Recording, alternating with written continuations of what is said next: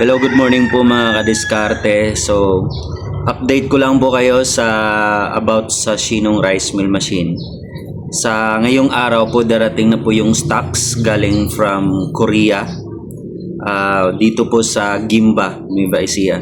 Sa ngayon, nandito po tayo sa Gimba para po i-document natin ang pag-unload ng mga machines galing po sa South Korea. Abangan nyo po mga kababayan. Sa mga nagpapa-reserve na po, antayin nyo na lang po.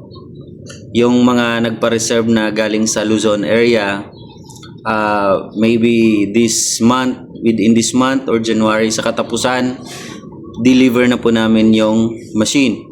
Pero yung mga taga Visayas at Mindanao, abangan nyo na lang po.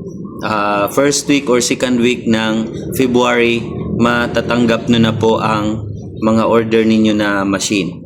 Sa mga hindi pa po nagpa-reserve, sa mga gusto pa po magpapa-deliver at magpapa-install ng Shinong Rice Mill Machine, please pa-reserve na po kayo. Yun lang po.